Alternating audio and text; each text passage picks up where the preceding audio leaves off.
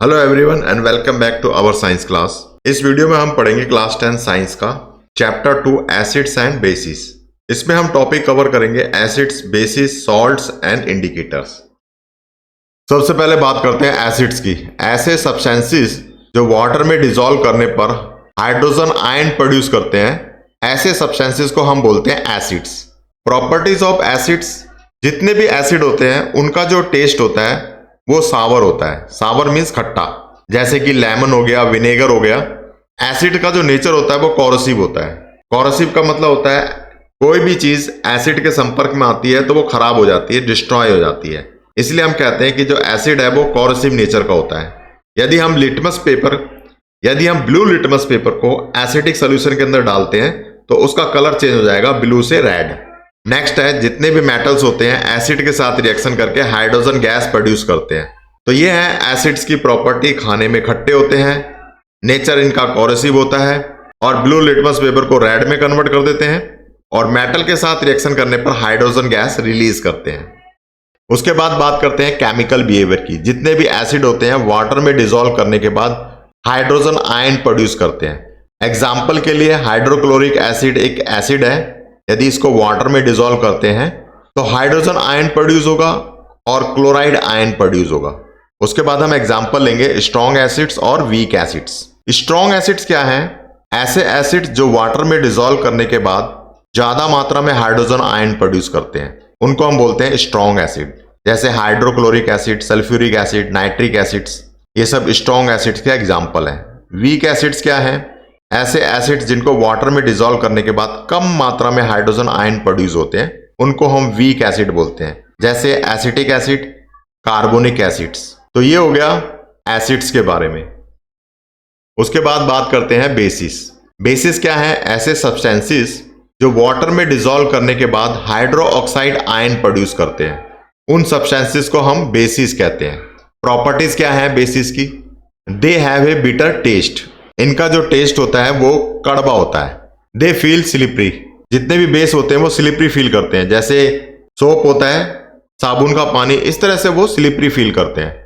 Red litmus paper को यदि हम बेस सोल्यूशन के अंदर डालते हैं तो उनका कलर चेंज हो जाएगा रेड से ब्लू। जितने भी बेस होते हैं वो एसिड्स के साथ रिएक्शन करके सॉल्ट और वाटर प्रोड्यूस करते हैं। तो ये हो गया properties of basis. Chemical behaviour क्या है? बेसिस को वाटर में डिसॉल्व करते हैं तो हाइड्रो ऑक्साइड आयन प्रोड्यूस करते हैं। जैसे हो गया सोडियम हाइड्रोक्साइड। इसको वाटर में डिसॉल्व करने के बाद सोडियम हाइड्रोक्साइड दो भागों में स्प्लिट हो जाएगा, सोडियम आयंस और हाइड्रोक्साइड आयन। तो इसमें हाइड्रोक्साइड आयन प्रोड्यूस हो रहे हैं, इसलिए सोडियम हाइड्रोक्साइड बेस नेचर का होता है। उसके बाद हम एग्जाम्पल लेंगे स्ट्रॉन्ग बेसिस और वीक बेसिस के। स्ट्रॉन्ग बेसिस क्या है? ऐसे बेसिस जिनको वाटर में डिसॉल्व करने पर ज्यादा मात्रा में हाइड्रोक्साइड आयन प्रोड्यूस होते हैं, वो सब स्ट्रॉन्ग बेसिस हैं। Sodium hydroxide, potassium hydroxide, calcium hydroxide, ये सब एग्जांपल हैं स्ट्रॉन्ग बेसिस के। वीक बेसिस क्या है? ऐसे बेस जो कि वाटर में पार्शली डिसॉल्व होते हैं। स्ट्रॉन्ग बेस कंप्लीटली डिसॉल्व होते हैं, वीक बेस पार्शली डिसॉल्व होते हैं। इसलिए जितने भी वीक बेसिस होते हैं कम मात्रा में हाइड्रोक्साइड आयन प्रोड्यूस करते हैं। एग्जाम्पल हो गया एल्युमिनियम हाइड्रोक्साइड। तो ये हो गया बेसिस के बारे में। नेक्स्ट है सॉल्ट्स। एसिड और बेस। एसिड और बेस जब रिएक्शन करते हैं तो एक सब्सटेंस बनता है जिसको बोलते हैं सॉल्ट। यानी एसिड और बेस के रिएक्शन से सॉल्ट बनता है। सॉल्ट के साथ एक और प्रोडक्ट यहां पे बनता है वाटर। एसिड से हाइड्रोजन आयन प्रोड्यूस होते हैं, बेस से हाइड्रो ऑक्साइड आयन प्रोड्यूस होते हैं। हाइड्रोजन आयन और हाइड्रो ऑक्साइड आयन दोनों कंबाइन होकर के वाटर बनाते हैं। सॉल्ट बनने की जनरल रिएक्शन क्या है? एसिड प्लस बेस, इन दोनों के रिएक्शन से दो प्रोडक्ट बनेंगे, एक होगा सॉल्ट, दूसरा होगा वाटर।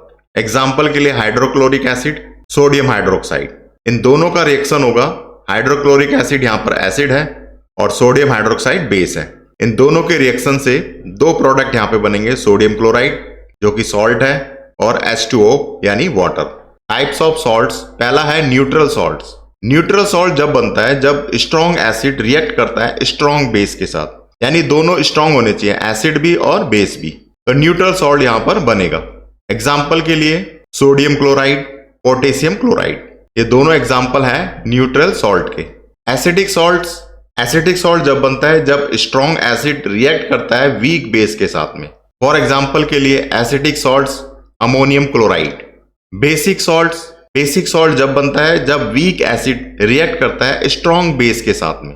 एग्जाम्पल के लिए सोडियम एसिटेट बेसिक सॉल्ट है। तो ये हो गया सॉल्ट के बारे में। नेक्स्ट है इंडिकेटर्स। इंडिकेटर ऐसे सब्सटेंसेस हैं जो कि हमें बताते हैं कि कोई भी जो सॉल्यूशन है वो एसिडिक नेचर का है या फिर बेस नेचर का है।